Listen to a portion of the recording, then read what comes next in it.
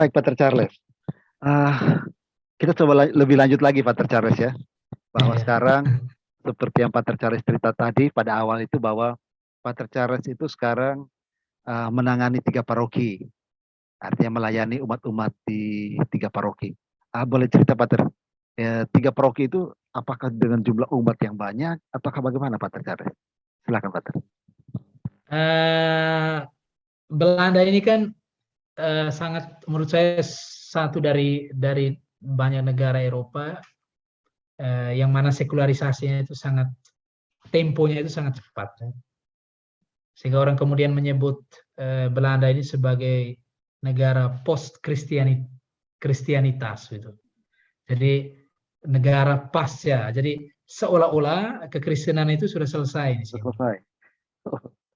Nah, itu kan ngeri sekali ya Ngeri, bahasa ngeri, itu ya. ya. Tapi memang dalam banyak hal kita melihat tren itu. Kalau bicara tadi tentang paroki, kalau bicara jumlah umat, wah itu kita bisa bandingkan dengan jumlah umat di Indonesia ya. paroki-paroki di Indonesia. Ya, ya, ya. Jumlahnya tidak banyak, atau memang secara resmi itu banyak, tetapi tidak semua umat itu secara rutin datang ke gereja untuk misa pada hari Sabtu atau hari Minggu. Sejauh ini kami punya dari 3 parokinya ada 5 kali misa setiap akhir pekan.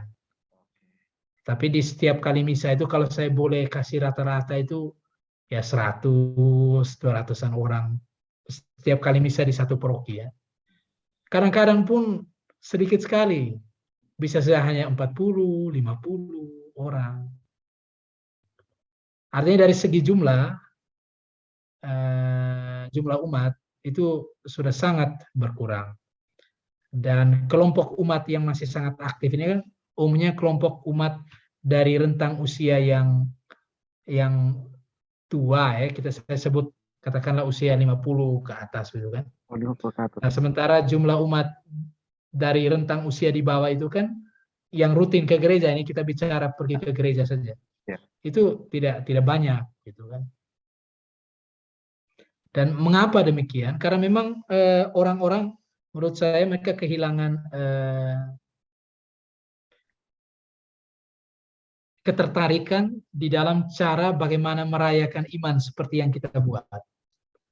Jadi ekaristi dengan pola yang seperti itu ya, yang seperti kita ketahui, itu untuk banyak orang di sini itu membosankan, tidak menarik dan tidak personal. Padahal untuk kita sebagai orang Katolik itu kan ekaristi ini kan ini jantung iman kita, di mana kita merayakan wafat dan kebangkitan gitu kan. Sehingga situasinya memang tidak mudah kalau kita bicara soal merayakan iman di dalam ekaristi setiap akhir pekan itu. Tapi kami di sini misalnya masih punya misa harian. Jumlah umat yang datang tidak banyak, tapi masih punya. Jadi setiap hari Senin, Selasa, Rabu, Kamis punya misa harian. Sekitar 12-15 orang yang datang misa.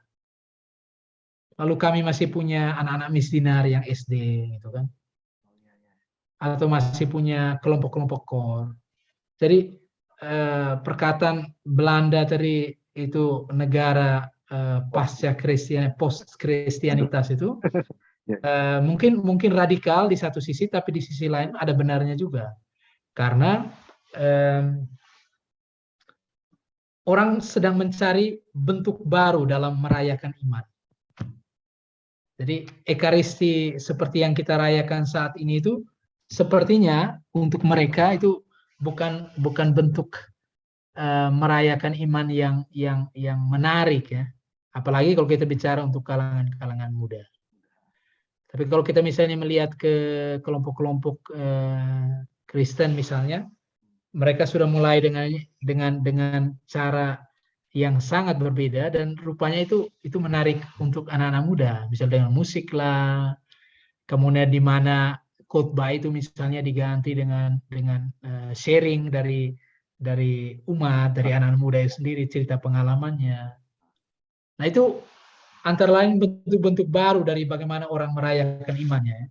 Sementara perayaan iman Katolik seperti Ekaristi, adorasi dan seterusnya, kalau boleh jujur itu memang untuk orang-orang muda tidak terlalu menarik untuk mereka. Makanya tugas kami itu bagaimana membuat itu menarik sebetulnya. Menarik dalam pengertian bukan menyangkut pertama-tama kemasannya ya, itu penting juga, tapi bagaimana isinya itu juga bisa menarik untuk bahwa orang rindu untuk kemudian menerima tubuh Kristus itu. Itu tidak mudah sih. Oke, baik, Pak. Tapi parokinya masih berjalan. Ya, Pak, Ya. ini luar biasa sekali sharingnya ini. Artinya pengalaman umat Katolik di Belanda yang tentu saja dengan istilah tadi ya, pasca kekristenan ini kan sebuah tantangan yang luar biasa. Dan bahwa tadi diceritakan juga bahwa rata-rata orang tua ya 50 tahun ke atas yang masih aktif untuk datang ke gereja. Nah, tadi menarik sekali, Pater. Dengan melihat, kalau kita lebih lanjut lagi ya, mendalami apa yang Pater tadi cerita tadi. Oke. Bahwa tadi orang Kristen itu mencoba beradaptasi, kalau kita mau bilang istilah ya, Pater ya, beradaptasi dengan sesuatu yang tuntutan zaman, sesuatu yang diinginkan oleh umat, karena artinya diinginkan oleh umat ya, Pater ya. Nah, bagaimana Pater mencoba mensiasati ya, mensiasati apa yang menjadi harapan-harapan orang muda seperti itu dengan apa ya, gaya pewartaan yang memang tetap harus dipertahankan dengan ciri khas kekatolikan. Adakah penyesuaian-penyesuaian tertentu yang Pater coba lakukan selama proses melayani umat Katolik di Belanda, Pater, supaya menarik orang-orang muda ini untuk datang ke gereja untuk terlibat aktif? Ada nggak trik-trik atau cara-cara? Kalau bilang trik kan tidak tepat ya. Cara-cara yang Pater pakai agar itu bisa menggerakkan orang muda Katolik di sana untuk bisa aktif kembali ke lingkungan gereja. Ada nggak cara-cara yang Pater coba pakai itu? Saya sendiri kan belum lama ini kan baru mulai sebetulnya. Kalau saya lihat fase, saya kan kami baru mulai 2019 bekerja di paroki ini, jadi baru 3 tahun. Dan kalau kita belajar apa namanya misiologi itu kan ini baru datang lihat-lihat sebetulnya kan. Lihat, ya. Jadi baru lihat, baru alami, baru apa namanya coba menilai, oh ini melihat kemungkinan sebetulnya, oh ini yang bisa dan ini yang tidak. Gitu.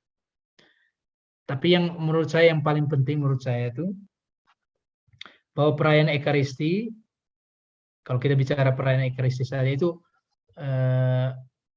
mesti personal juga, gitu. Artinya ketika orang pulang misa, minimal dia dapat sesuatu atau apa yang dikatakan di dalam Ekaristi atau apa yang ini itu juga bukan harus ya, kalau bisa itu menyentuh pengalaman-pengalaman hidup keseharian orang-orang. Karena semakin itu personal, semakin itu berbicara banyak ke hati setiap orang, dan itu yang orang cari sebetulnya. Fenomena bahwa orang tidak banyak ke gereja itu tidak mengatakan bahwa kemudian orang-orang Belanda di sini tidak religius.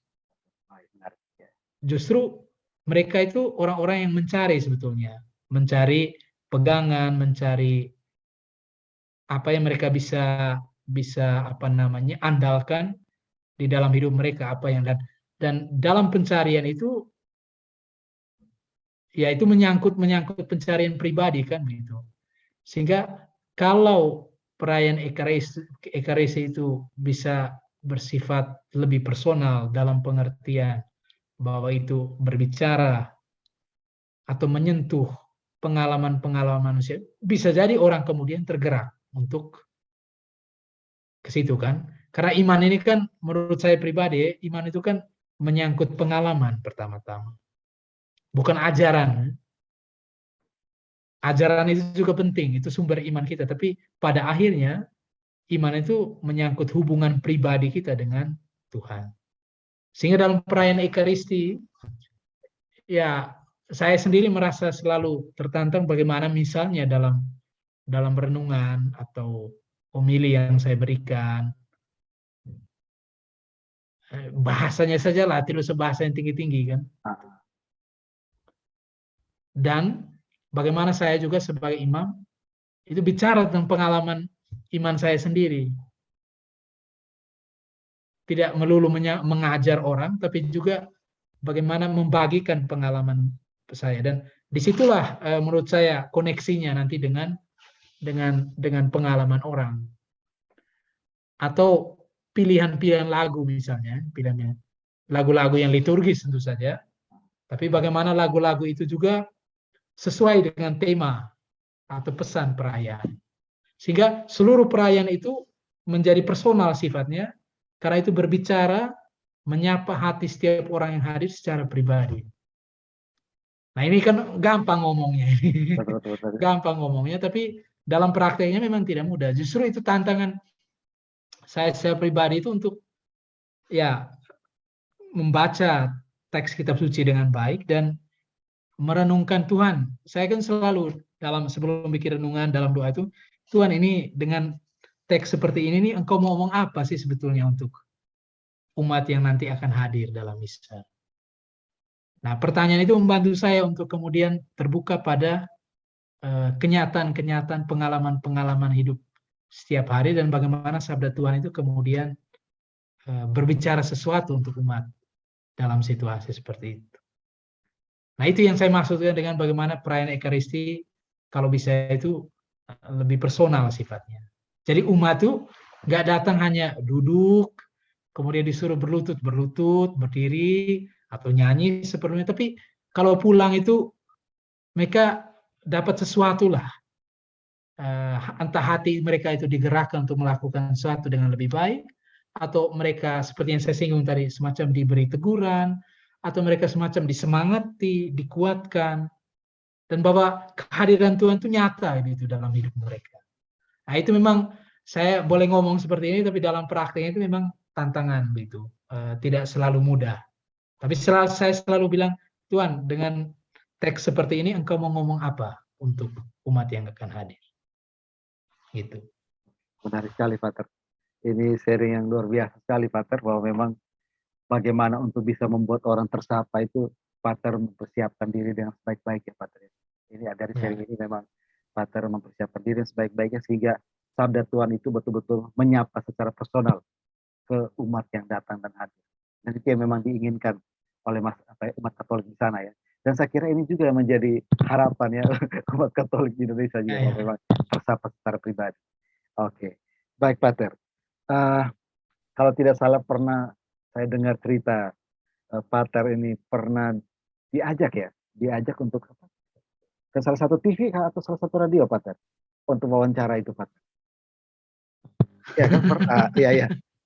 Nah itu ada beberapa kali. Beberapa kali itu kesempatan itu diajak untuk share itu, kira-kira waktu itu apa ya? Maksudnya tujuannya apa? Lalu kemudian mungkin bisa dibagikan ceritanya, Pater, saat dipanggil. Enggak, itu sebetulnya berkaitan dengan ya dengan fenomena di sini bahwa jumlah imam lokal di Belanda ini mulai berkurang.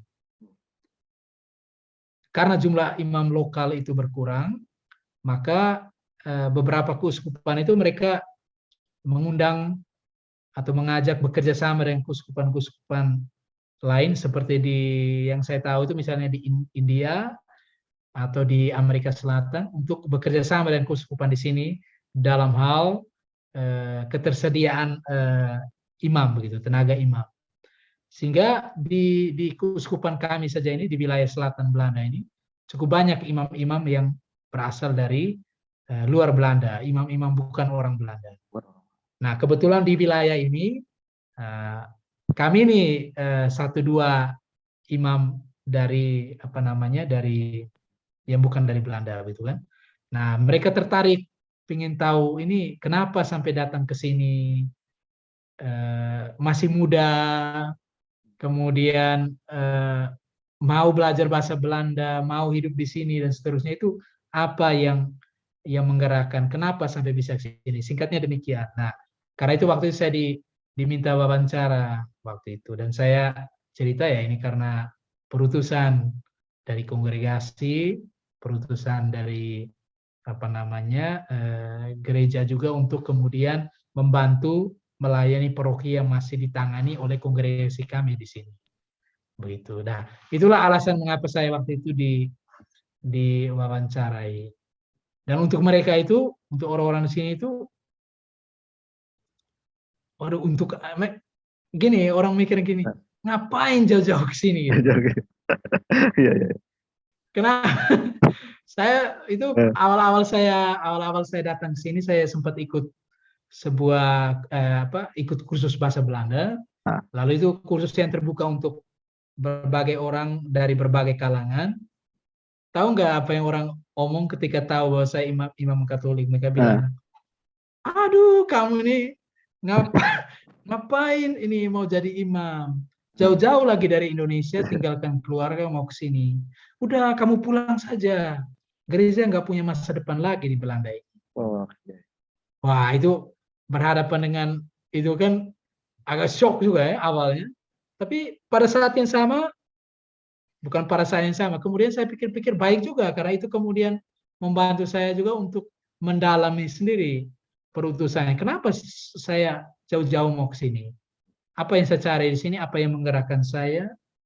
Dan berhadapan dengan situasi Belanda yang sangat sekular ini atas alasan apa saya mau maju? Nah, itu lagi-lagi kembali ke ke pengalaman yang saya ceritakan mengenai moto imamat itu tadi. Ya kalau ini perutusan Tuhan untuk saya, boleh saya takut, boleh saya ragu, boleh saya ditanya demikian, demikian, demikian, gitu kan. Tapi pada akhirnya udah saya maju saja. Karena kalau ini kehendak Tuhan, ini pekerjaan Tuhan, dia menyempurnakan apa yang saya kerjakan. Sehingga sejauh ini, puji Tuhan kami itu diterima dengan baik, dengan sangat baik oleh umat di sini. Dan pewartaan kami itu akhirnya tidak hanya di gereja saja. Kami itu kayak di antara kami bilang, oh kita mesti bermisi di luar gereja juga. Hmm. Jadi kami pergi ke sana, kemari, terlibat dalam kegiatan olahraga, terlibat dalam kegiatan kemasyarakatan di sini. Dan menariknya itu orang-orang tuh ngundang gitu kan. Undang. Padahal itu nggak otomatis sebetulnya. Tapi orang undang, dan yang menariknya dalam pertemuan-pertemuan tidak resmi seperti itu, atau dalam perjumpaan-perjumpaan di luar gereja itu, kemudian muncul pembicaraan-pembicaraan yang rohani. Jadi Oh, iya, misalnya, iya. aduh, ini saya mau baptis anak saya ini, kira-kira apa yang perlu saya siapkan? Atau saya ini sedang bingung, saya sedang mencari atau bertanya-tanya apakah memang imam Katolik ini benar untuk saya? Apa kamu bisa bantu saya? Gitu kan. Nah, itu kan hal-hal yang sekali lagi kejutan ya saya sebut. Kejutan itu nggak selalu buruk, tapi ada kejutan yang menarik yang membuat saya tuh rasa, oh ya ini campur tangan Tuhan juga. Dan dengan campur tangan itu, saya percaya bahwa saya nggak sendiri. Dan sesulit atau semenantang apapun karya pelayan di sini, kami atau saya pribadi tetap maju karena itu tadi kembali ini kan perutusan Tuhan, Allah yang memanggil saya, Dia yang menyanggupkan saya. Oke, baik Pater, terima kasih. Ini sharing yang luar biasa bahwa tadi tantangan menabur sabda Allah di negeri kincir angin itu memang ada tantangannya, tetapi bahwa Pater tetap berjuang, tetap berkarya untuk mewartakan sabda Tuhan di negeri yang meskipun tadi ya sekularitasnya makin tinggi dan sebagainya, tetapi bahwa selalu ada momen-momen di mana orang pun akan kemudian tersapa kalau kita atau mungkin tadi dari sharing Pater bisa menyapa mereka secara personal ya Pater ya, lewat sabda-sabda Tuhan itu. Ya teman-teman, jelajah iman kekristenan. Itulah sharing-sharing yang dibawakan oleh yang sudah dibagikan oleh Pater Charles tentang sabda Tuhan, tentang kekuatan sabda Tuhan yang bisa menguatkan hidup kita. Dan juga kita mendengar bagaimana pengalaman berpastoral di negeri Belanda. Mari kita doakan bersama-sama semoga Pater Charles dan rekan-rekan pastor di negeri Belanda tetap semangat, kemudian juga dalam karya pelayanannya Allah senantiasa memberkati dan seperti tadi menabur dan kemudian menuai pada waktunya ya Pater ya. Itu harapan kita. Amin. Ya, amin, amin.